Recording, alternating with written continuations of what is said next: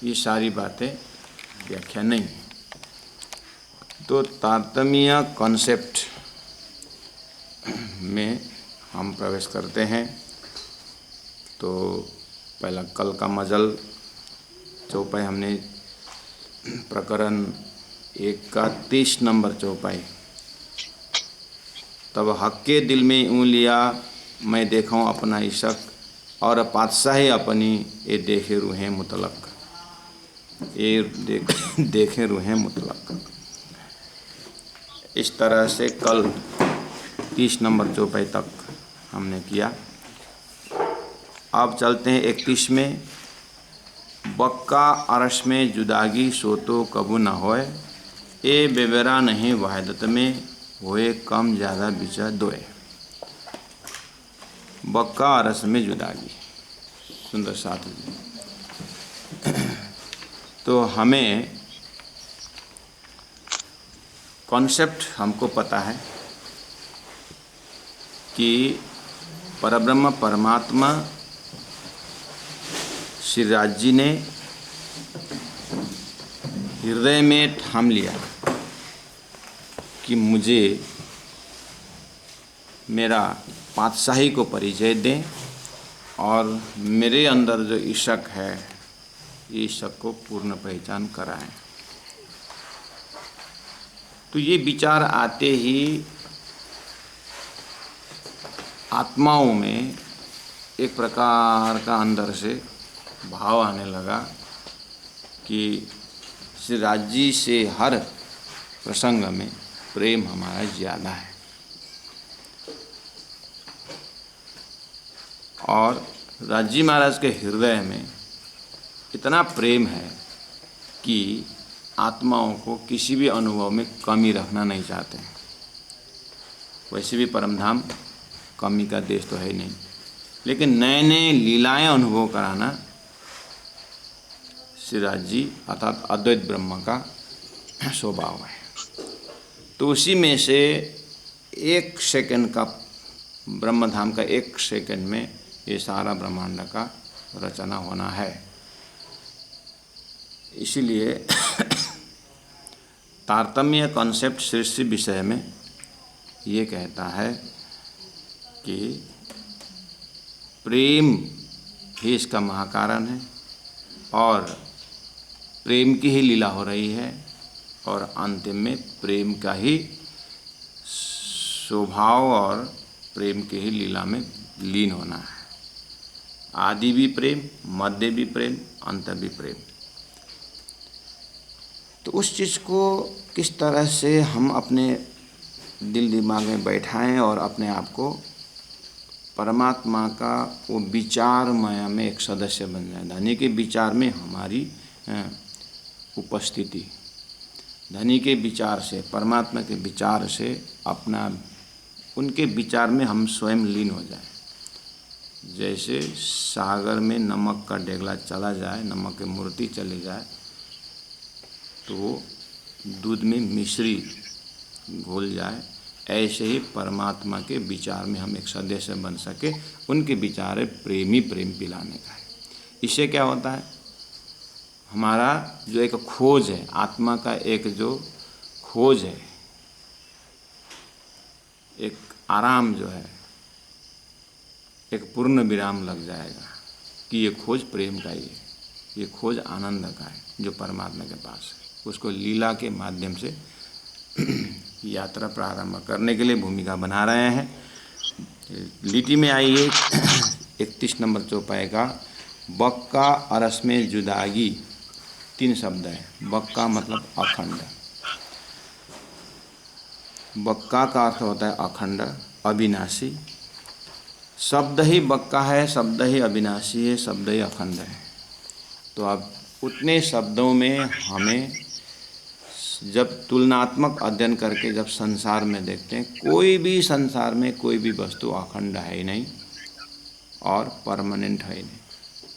हर चीज़ परिवर्तनशील है।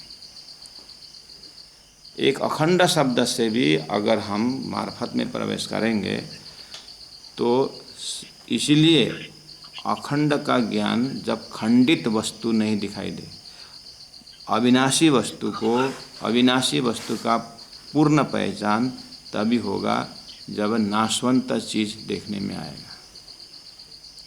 नाशवंत चीज़ का ज्ञान हो तो ही अखंड का महत्व समझते हैं।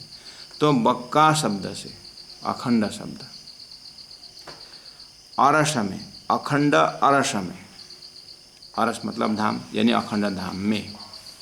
तो अखंड धाम बोलने के बाद, अखंड धाम बोलने के बाद अब यहाँ कोई ऐसा चीज़ ही नहीं है जो खंडित हो।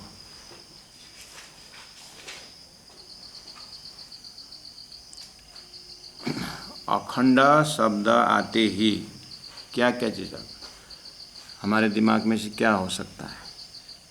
तो मुख्य मुख्य चीज़ उठाएं।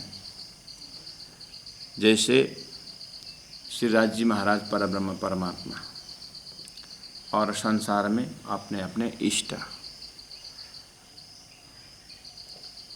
सबको अपने अपने इष्ट के प्रति एक अखंडता रहता है दिमाग में। जैसे स्वर्ग में अखंड सुख बोलते हैं, वैकुंठ में अखंड सुख बोलते हैं। अखंड शब्द प्रयोग कर रहे हैं। लेकिन शास्त्र कहता है परब्रह्म परमात्मा के सिवाय बाकी, अक्षर ब्रह्म के सिवाय, ब्रह्म और परब्रह्म के सिवाय बाकी संसार क्षर पुरुष अखंड नहीं। और वो अपने ही जहाँ पर खड़े वहीं से देखेंगे तो यहाँ कोई भी चीज़ अखंड नहीं है, परिवर्तन ही है। तो मुख्य चीज़ संबंध को अगर देखें, यहाँ संबंध अखंड संबंध करके लगाते हैं, लेकिन शरीर नाशवंत है तो यहाँ संबंध कहाँ से अखंड होता है? यानी हर चीज़ के पीछे काल लटका हुआ है। संसार में हर चीज़ के पीछे काल लटका हुआ है, मृत्यु लटका हुआ है। इम्पेरिशेबल के शब्द आता है लेकिन उसमें पेरिशेबल जरूर, नाशवंत जरूर लटका हुआ होता है, इसीलिए इसको क्षर पुरुष कहा गया है। तो परम आदरणीय सुंदर साथ जी मार्फत चौपाई है, प्रकरण 1 है, चौपाई नंबर 31 है, बक्का और समय अखंड परम धाम में।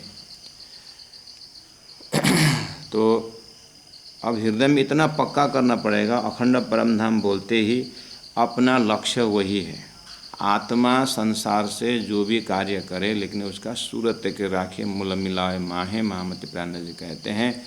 तो लक्ष्य वो अखंड और समय होना चाहिए। तो अखंड शब्द समझते ही अब हमें जितने भी खंडित वस्तु है उसके यहाँ से अपने दिल को हटाना ही होगा। अखंड और समय जुदागी शब्द है, फिर अलगाव। अब ये अखंड शब्द है तो संबंध अखंड होना चाहिए, इसीलिए कहा वहाँ जुदागी सो तो कबू ना हो। आगे सेकेंड लिटी में कहा वह तो कबू होगा ही नहीं। अखंड बोलने के बाद, अखंड धाम बोलने के बाद संबंध अखंड ही है, उसमें जुदागी होना ही नहीं। अब खेल बनने का मुख्य कारण है प्रेम का परिचय। प्रेम किसका ज़्यादा है? यही शक संवाद से खेल बनना, संसार बनना है।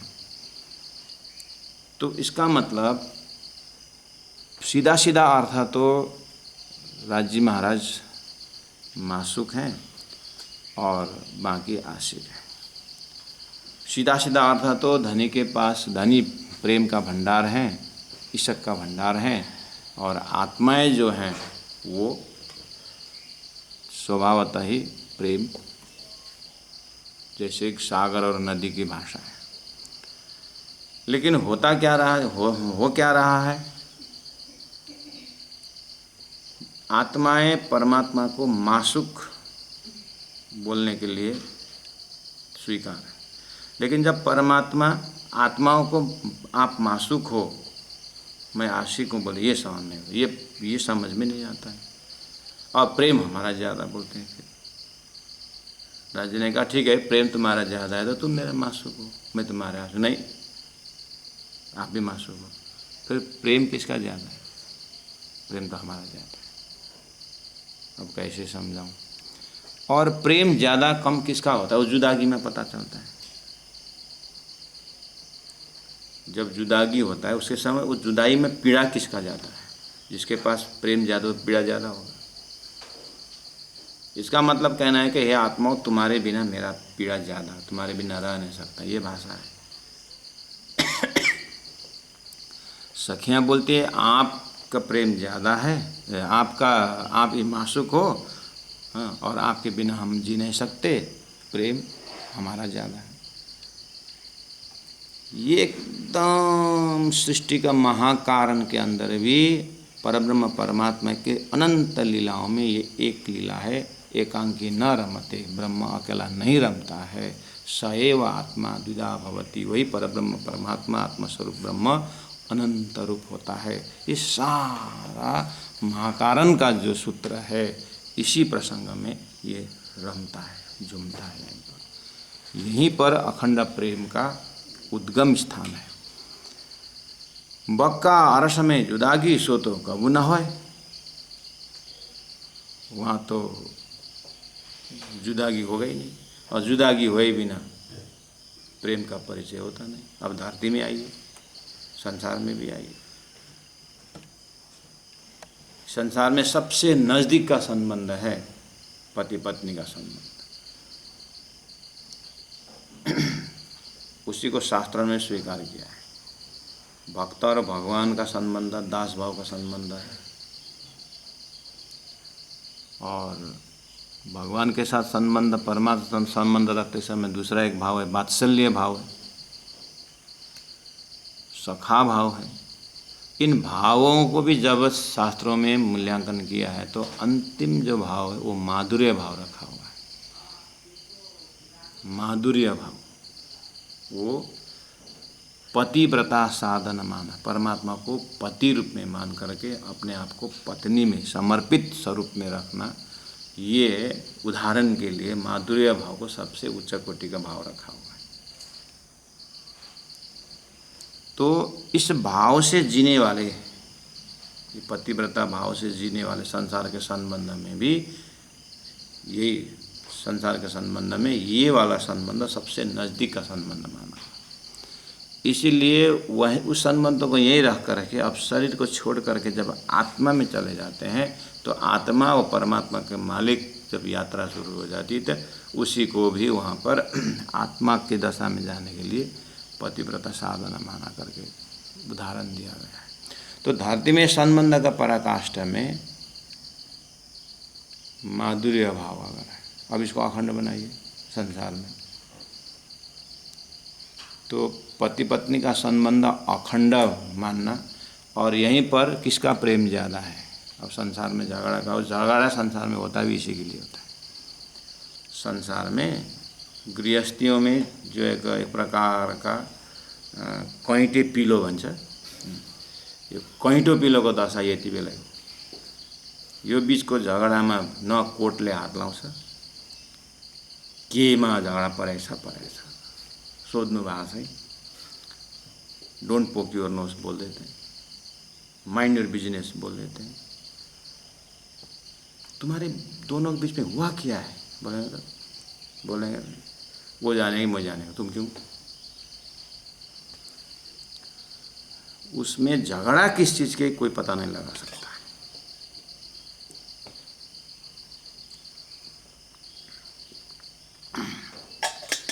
अब वचन दिया है 7 जन्म एक ही साथ रहने का,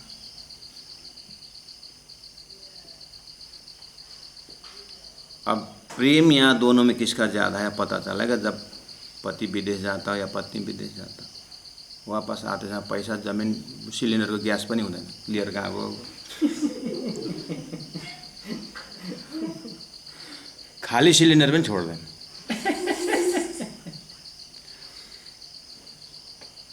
तो चाहे कहीं ना कहीं यहाँ पर पूरा ब्रेक है, संसार के ये संबंध में बहुत ब्रेक है। जुदागी होता है फिर मिलते हैं, जुदागी होता है फिर मिलते हैं, और इसी में आनंद आता है। के गर्ने बुढाबुढीको झगडा परालको आगो नठोसे पनि बल्दैन भन्छ, के भन्छ, मिलाउने प्रयास चलिरहेको छ। मिलाने के लिए सब इसी में लगे हुए हैं। तो संसार के संबंध में यहाँ जुदागी में पता चलता है करके तो संसार भी बोलता है। ये जो रिफ्लेक्शन है ना संसार, इसलिए इसका कहीं ना कहीं महाकारण तो है। महाकारण शुद्ध लीला रूप में था और कारण और कार्य में आते आते क्या हुआ, राम तेरी गंगा मैली हो गई। भास तो आया है, अब इसी भास से ओरिजिनल पकड़ना होता है। अच्छा, इसीलिए शरीर संसार व्यवहार में ये निस्वत का सागर भी मोह का सागर इसीलिए बोला हुआ है। तो वो निस्वत के सागर है, मोह सागर से भरा हुआ। या झगड़ा तो प्रेम का ही शुरू हुआ था, लेकिन आते आते मोह का झगड़ा हो गया। अब यहाँ पर तो बाप रे, कोर्ट में खड़ा होना और दांत गिरना, सीढ़ फोड़ना, पता नहीं क्या क्या होता है। इसीलिए आइस से आइस का मिलन है, वो दिखता है। संसार का संबंध आइस से आइस का मिलन है। थोड़ा सा उसको शरीर का मिलन आइस से आइस का मिलन की जैसा है। अब वही आइस में पानी है, थोड़ा सा पिघले, थोड़ा सा नरमाई आ जाए तो पानी से पानी का मिलन जो होता है वो गैप दिखता नहीं, वो गैप दिखता नहीं। ये भी एक मिलन है, क्वालिटी पानी का ही है। उसी पानी को और गर्म करे, भाप निकल जाए, और वाफ जो है ये ज़ाहिरी आँख से टिकता नहीं है। वाफ का मिलन शुरुआत तो स्थूल से ही हुआ है, लेकिन हमें पहुँचना है वाफ से वाफ के मिलन की तरह। दिव्य परम धाम में आत्मा परमात्मा का संबंध की बात थी, वो ईशक संवाद थी, और वहीं से प्रेम की लीला में ये घटना थी। तो धनी ने कहा कि बक्का अरस में जुदागी सो तो कबू ना होए, ये बेबरा नहीं वाहिदत में। वो ऐसा वाहिदत है, ऐसा एक दिली है, ऐसा एकेश्वर तत्व है। यहाँ उस दिव्य परम धाम के हर सामग्रियाँ सच्चिद आनंद से भरा हुआ है। वहाँ बेबरा यानी विवेचन, प्रेम किसका ज़्यादा वो हो नहीं सकता। होए कम ज़्यादा बिच द्वय, ये कोई चीज़ कम होना, कोई चीज़ ज़्यादा होना, ये तो द्वैत लीला में होता है। अर्थात ये तो संसार में द्वय मतलब दो, यानी जड़ चेतन का जहाँ पर है। संसार में शरीर जड़ है, आत्मा चेतन है। तो जड़ से जड़ का मिलन हो रहा है, उसमें हम आत्मा को पेस्टिंग दे रहे हैं, यही। तो यहाँ ये बेवरा हो सकता है ज़्यादा कम की, लेकिन परम धाम में उस अद्वैत भूमिका में ये प्रेम का विवेचन हो नहीं सकता। चौपाई नंबर 31 में इस तरह से धनी दर्शाया, बक्का अरस में जुदागी सो तो कबू ना होए, ये बेबरा नहीं वाहिदत में होए कम ज़्यादा बीच द्वय। ये कम, कोई भी चीज़ कम ज़्यादा और मिलन बिछोड़, ऐसी भाषा जो है ये द्वैत का भाषा है। द्वैत के अंदर भी आप ऐसा अद्वैत देख सकते हो, जैसे सूर्य से प्रकाश अलग नहीं कर सकते, अग्नि से गर्मपना अलग नहीं कर सकते, मीठे से मिठास अलग नहीं कर सकते। यहाँ संसार के अंदर एक दो दृष्टांत है। ऐसे परमात्मा के धाम में आत्मा और परमात्मा की जो लीलाएं हैं उसमें वियोग है ही नहीं, संयोगी संयोग है। इसीलिए ये बेबरा परमात्मा के धाम में परमात्मा भी नहीं कर सके। चौपाई नंबर 32 में चले, ए मजकूर अब्बल का हंसते करे सब कोई, पर कम ज़्यादा वाहिदत में बेबरा क्यों ना होए। ये मजकूर शब्द बातचीत, अब्बल का सृष्टि से पहले का मजकूर है, सारी सृष्टि का। हाँ, जैसे आप साइंस के भाषा में कोई भी पार्टिकल्स है, उसका एकदम गहराई में इलेक्ट्रॉन, प्रोटॉन, न्यूट्रॉन है, ये तीन घूमते रहते हैं, इलेक्ट्रॉन, प्रोटॉन और न्यूट्रॉन। पार्टिकल्स का अंतिम भाग वो एकदम रोमिंग है, और वो घूमते रहते हैं और एक आपस में वो एट्रैक्टिव है।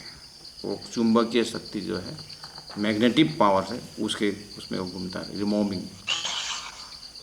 ऐसे ही अध्यात्म के स्पिरिचुअल साइंस के अंतिम छोर में परब्रह्म परमात्मा के इलेक्ट्रॉन, प्रोटॉन, न्यूट्रॉन, राजी श्यामाजी 12,000 प्रेम के उस मैग्नेटिक पावर में ये लीला होती रहती है। उसको बोलते हैं मजकूर, बातचीत, वो लीला अब्बल का। अव्वल शब्द क्यों लगाना पड़ा? क्योंकि धरती में वेद शास्त्र उपनिषद पढ़ने वाले विद्वान जन के पास बहुत सारा संवाद है। शास्त्रों में गुरु शिष्य के संवाद से ही ज्ञान आया है, और यहाँ जो शास्त्र में जो आया है वो देवताओं के पास संवाद हुआ है, दैवी संवाद की बात आती है। और ब्रह्मा जी और सरस्वती जी के संवाद है, विष्णु और लक्ष्मी की संवाद है। दोनों के संवाद के कारण लक्ष्मी तपस्या करने गई है, बहुत सारी चीज़ें। लक्ष्मी जो रुक्मणी होके आई है यहाँ पर, द्वारिकाधीश ने जो दर्शन दिया है, जो हरण करके ले गए, घटना यहाँ घट रही है। संवाद कहाँ हुई है? वैकुंठ में संवाद हुई है। रामलीला सारा हम देखते हैं, लेकिन संवाद देवलोक में हुआ है। शिवजी और पार्वती के संवाद हुआ, जिस संवाद में ब्रह्मश्री की पद्धति निकल आया है। तो कितने सारे संवाद हैं, लेकिन ये सभी संवादों का महासंवाद जो है वो जाहिर नहीं हुआ है।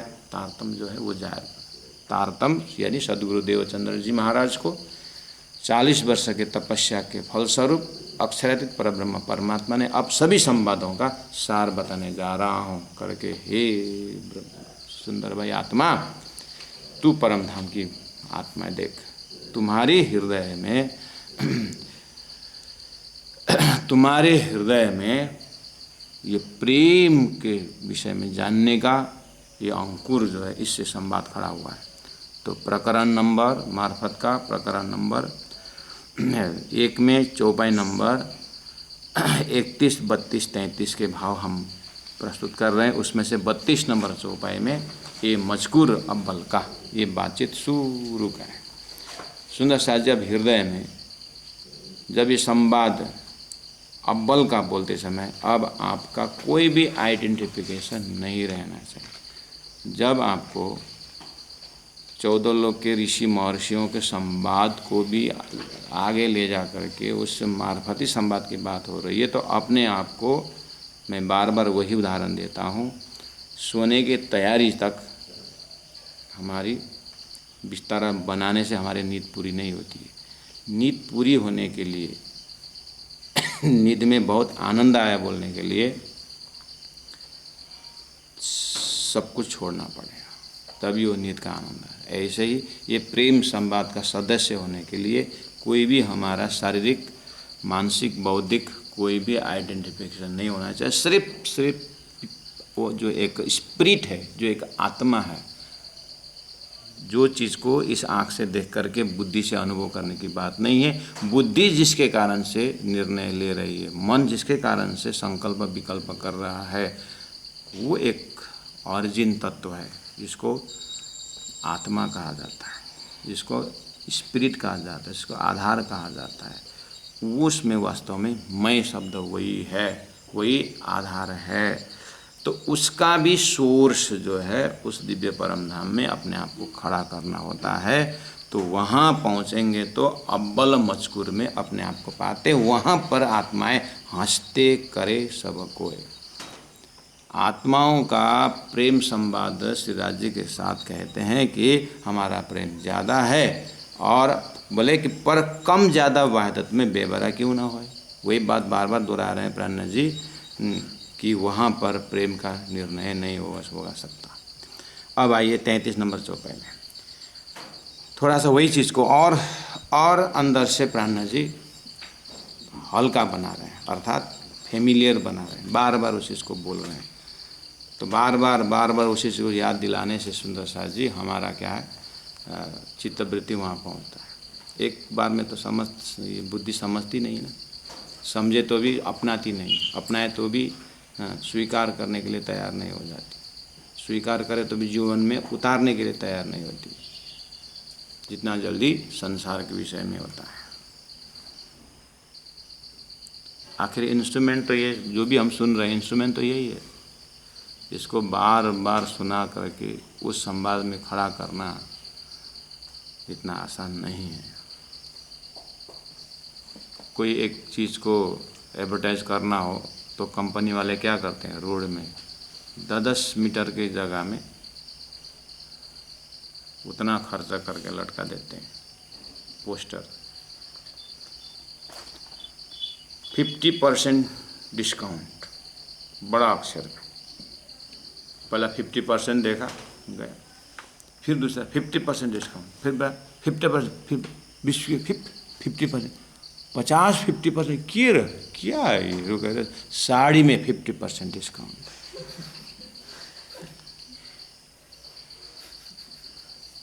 तो 50 बोर्ड देखने के बाद दिमाग में गए। ऐसे ही ये प्रेम संवाद प्राणनाथ जी ने 600 बार बोलने पर भी क्या ये प्रेम संवाद करके हमारे बुद्धि कभी ढूंढती नहीं है। परमधाम की बातें 100 बार दिन में करने पर भी सुनती है, फिर अपना रूटीन लेती है, सुनती है। इसीलिए कोई सुंदर साथ बोलते हैं, 18,000 वाणी बोलते हैं। मुझे एक बार पूछा था सुंदर साथ ने, पढ़ा होगा, अच्छी तरह से पढ़े होंगे और बढ़िया से पढ़े होंगे। 18,000 तो नाम का ही है, सब चौपे रिपीटेशन है, बहुत सारे चौपे रिपीट है। अगर हिसाब करके निकालेंगे ना 10,000 से ज़्यादा नहीं चौपे, 9,000 आधा ही है, आधा तो रिपीट है। ऐसा क्यों करके सुंदर साथ ने पूछा था। मैंने बोला फिर भी तो हमको कुछ असर नहीं किया, बोल दिया, फिर भी तो हमको कुछ असर नहीं पड़ा। सुंदर साथ देखते रहे, क्या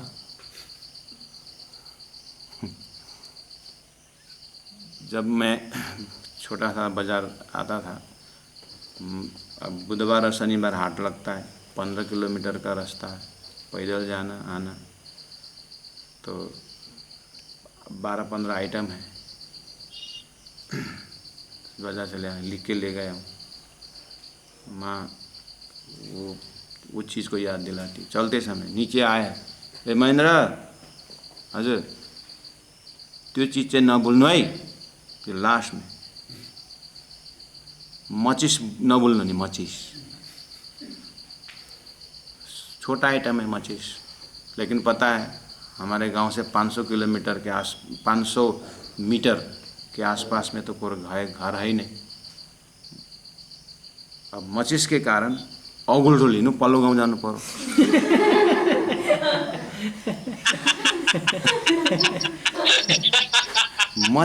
माचिस छोटा है, लेकिन आग जलाने के लिए अब 500 मीटर दूर घर में जा कर के, वो भी मचिस क्या देगा बेचारा, उसका भी तो वहाँ से अब अग्नि लेके आओ और मचिस घर, तो आधा घंटा तो समय गया। अगर मचिस होता तो काम कितना है गांव में। तो जो इम्पोर्टेंट चीज़ होता है उसको बार बार कहा जाता है।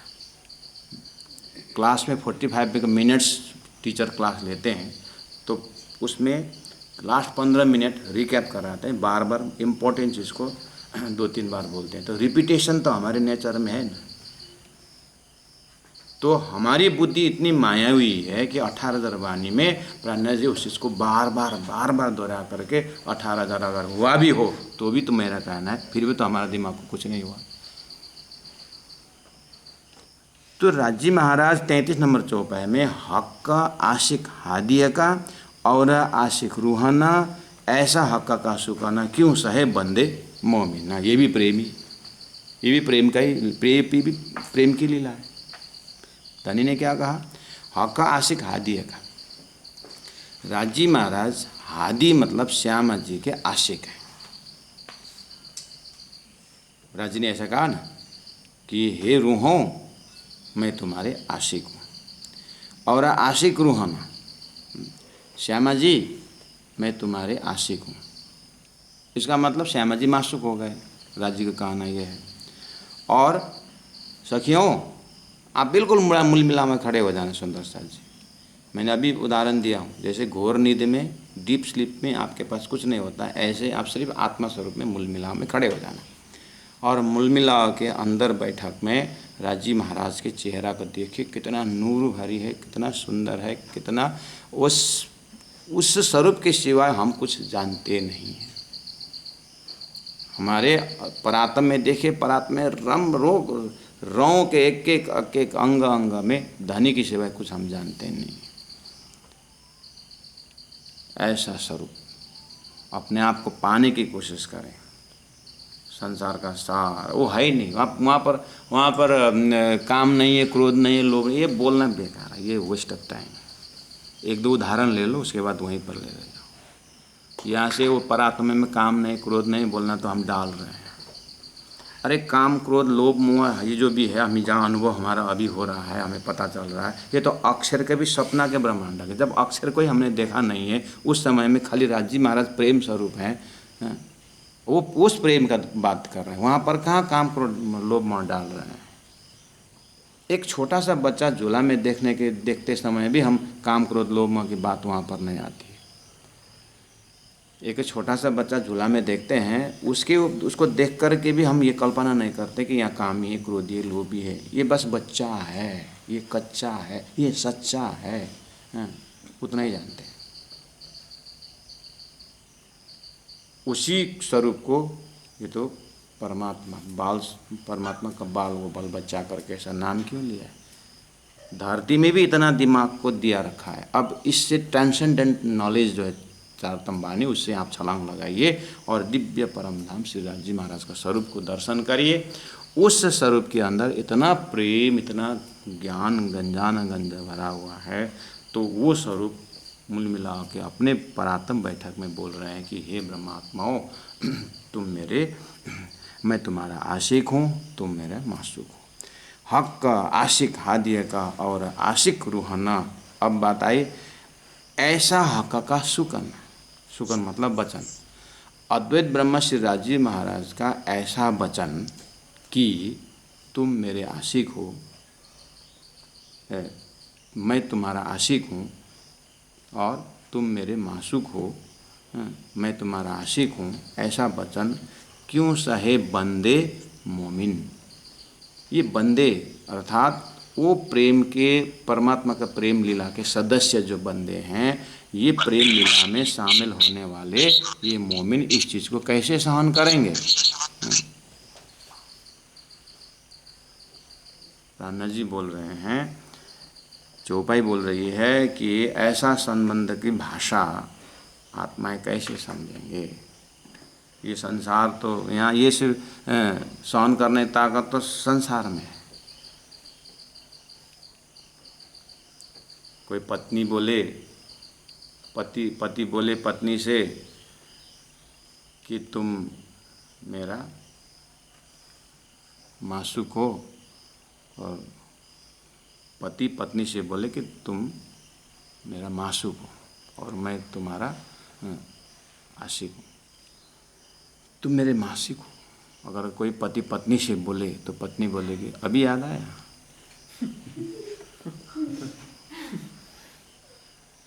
अभी बोल रहे, ये तो मैंने उसी यज्ञ के दिन बोल दिया था। ऐसा भाषा यूज करोगे तो बहुत गड़बड़ हो जाएगा। ये जहाँ का है वहीं यूज करना, इसको इधर उधर करके बेकार में स्वयं तो दोषी हो ही गए, शब्दों को भी दोषी कर रहे हैं। ये बहुत प्योर शब्द है, इसमें धरती में उतारना ही नहीं, ये भाषा ही है ही नहीं हमारा।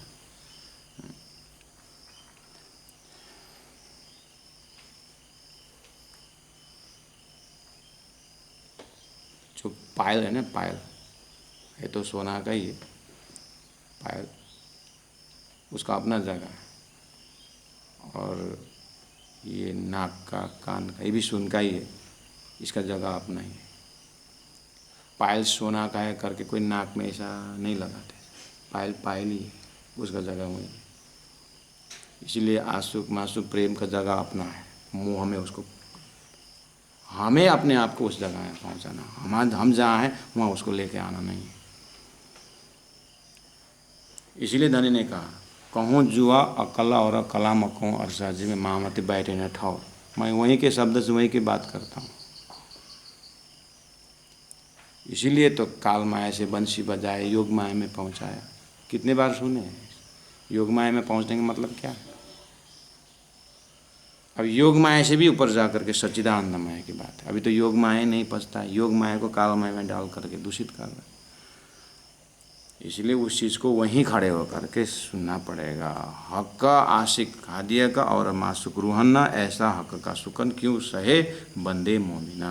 अब धनी ने 34 नंबर चौपाई में बहुत याद करने का चौपाई। सुंदर साथ जी, 34 नंबर चौपाई तक कौन कौन चौपाई याद करना है किस भाव से, आज मैं मार्फत ग्रुप में डाल दूँगा।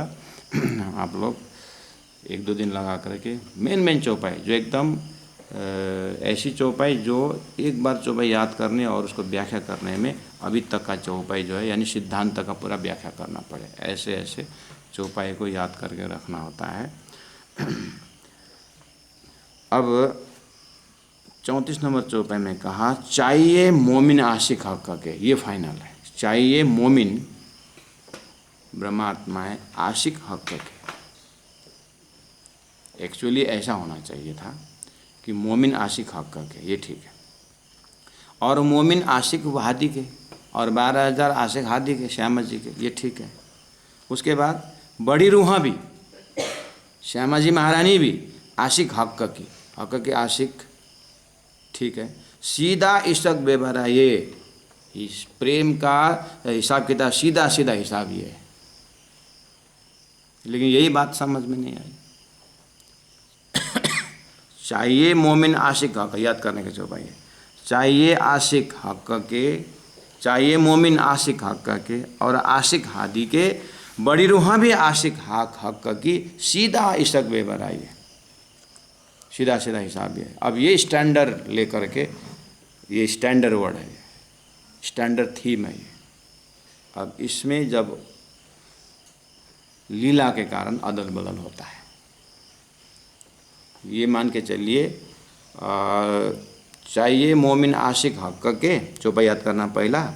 उसके बाद और आशिक हादी के मोमिन, आप मुल मिलाओगे बैठक में हो, आप श्यामा जी को देखो और राज जी को देखो, और आपका जो मूल मिला का जो 3 हार में आपके परातम बैठे हुए हैं, ध्यान का विषय है, वहाँ से आप सीधा राज जी को देखिए और राज जी के अंतरंग में बोलिए कि मोमिन आशिक हक के, मैं मोमिन, आप हक के, मैं आशिक हूँ। और राज जी की हृदय क्या बोल रहा है उसका आप टेंशन मत लें, आपका हृदय बोल रहा है राज जी से कि मैं आपकी आशिक हूँ। और आशिक हादी की और श्यामा जी तरफ देखिए, आपकी रूह श्यामा जी बोल रही है कि हे श्यामा जी मैं आपकी आशिक हूँ। बड़ी रूह भी अपनी राज्य तरफ देखती है कि बड़ी रूह भी आशिक हक की, ये सीधा सीधा हिसाब है, सीधा इश्क बेभरा है। ये है आपको एक बार सागर गंज पानी से भरा हुआ, जैसा प्रेम से भरा हुआ है, देखिए। अब सागर का लहर शुरू कर दी, लहर शुरू होना ही अब ये प्रेम का लीला शुरू हो गई कि राजी बोलते हैं नहीं मैं मासूक हूँ, मैं आशिक हूँ, तुम मेरे मासूक हो। अब प्रेम की लीला है, ये लहर है। अब ये लहर कितना जितना बड़ा आता है उतना अच्छा, और कभी कभी लहर आकर के ले जाता है और फिर फेंक देता है। स्विमिंग करके जानने वाले ऐसे तो मज़ा लेते हैं, और हम जैसे अनजान तो गया सो गया वापस आता नहीं, ये टेंशन होता है। लेकिन जो लहरों के साथ लचकना और मचकना जानता है उसको तो आनंद, उसमें भी जो वहीं की मछली तो वो आहो, मछली उसके साथ ऊपर जाती और नीचे आती। ऐसे परमधाम के ब्रह्मात्माएं राज्य के प्रेम में पता नहीं कहाँ कहाँ के झूला से लेकर के वो वहीं रमती रहती, आप वहीं रमते रहिए। चाहिए मोमिन आशिक हक की और आशिक हादी की, बड़ी रूहां भी आशिक हक की, सीधा इश्क बेभरा है। वाहिदत कहिए इनको,